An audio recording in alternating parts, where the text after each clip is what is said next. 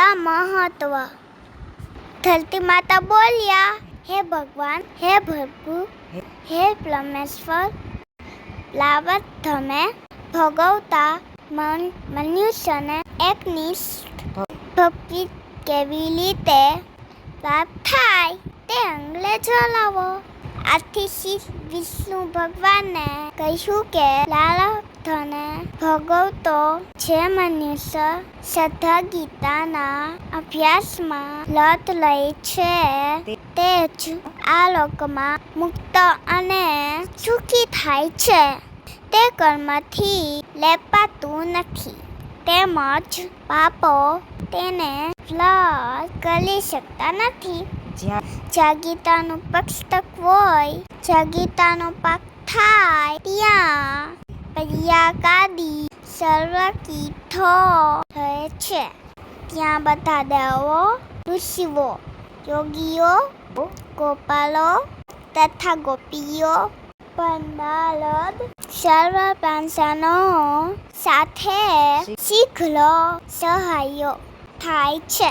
જ્યાં ગીતાનો વિચાર ભણાવવું કે શ્રવણ થાય છે, ત્યાં હે પૃથ્વી, હું સદાય વસું છું. ગીતાને આશરે લઉં છું. ગીતા મારું ઉત્તમ ઘર છે અને ગીતાના જ્ઞાનનો આશ્રય કરીને હું ત્રણેય લોકનું પાલન કરું છું. ગીતા એ અતિ અવર્ણનીય પદોવાળી અવિનાશી અધમાત્રા તથા અક્ષરોરૂપ મારી નિત્ય બ્રહ્મરૂપી ને પરમ શ્રેષ્ઠ છે, એમાં સંશય નથી. તે ત્રણ વેદરૂપ તત્વરૂપ પદાર્થના જ્ઞાનથી યુક્ત છે. જે મનુષ્ય સ્થિર મનવાળો થઈ નિત્ય ગીતાના આધારે અધ્યયન જપ કરે છે, તે જ્ઞાનરૂપી સિદ્ધિને પામે છે ને પછી પરમપદને પામે છે. સંપૂર્ણ પાઠ કરવામાં અસમર્થ હોય તો અડધો પાઠ કરે તો પણ તે ગૌદાનના પુણ્યને પામે છે, એમાં સંદેહ નથી. બીજા ભાગનો પાઠ કરે તો ગંગા સ્નાનનું ફળ મળે છે અને છઠ્ઠા ભાગનો પાઠ કરે તો સમ્યગનું ફળ પામે છે.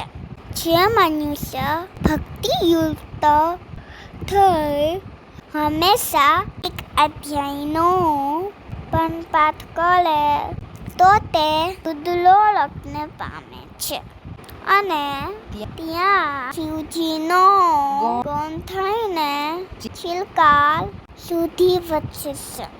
હે પૃથ્વી, જે મનુષ્ય નિત્ય એક અધ્યાય, એક શ્લોક અથવા શ્લોકના એક ચરણનો પાઠ કરે છે, તે મન્વંતર સુધી મનુષ્યપણાને પામે છે. જે મનુષ્ય ગીતાના 10, 7, 5, 4, 3, 2 કે 1 કે અડધા શ્લોકનો પાઠ કરે છે, તે અવશ્ય 10,000 વર્ષ સુધી ચંદ્રલોકને પામે છે.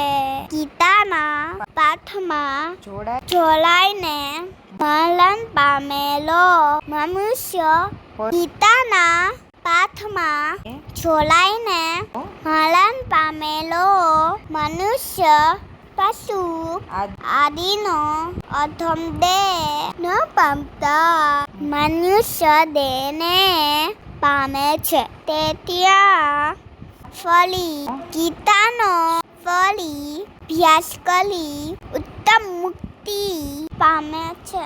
ગીતા એવો ઉજ્જવળ જો મનુષ્ય મરણ પામે તો તે સદગતિ પામે છે. ગીતાના અર્થનું શ્રવણ કરવામાં તત્પર થયેલો માણસ મહાપાપી હોય તો પણ વૈકુંઠને પામે છે અને વિષ્ણુની સાથે આનંદ કરે છે. જે અનેક કર્મો કરી ગીતાના અર્થનો વિચાર કરે છે તેને જીવન મુક્ત જાણવો અને મરણ પછી તે પરમ પદને પામે છે. ગીતાનો આશ્રય કરીને જનકાદી જીવીઓ પાપ રહિત થઈ લોકમાં ગયા હોય છે અને પરમ પદ પામ્યા છે. જે ગીતાનો પાઠ કરી મહાત્માનો પાઠ કરતો નથી તેનો પાઠ નિષ્ફળ જાય છે અને એવા પાઠને સમલૂપ કહ્યો છે. આ મહાત્મા સહિત જે ગીતાનો અભ્યાસ કરે છે તે ફળ પામે છે ને દુર્લભ ગતિ મેળવે છે.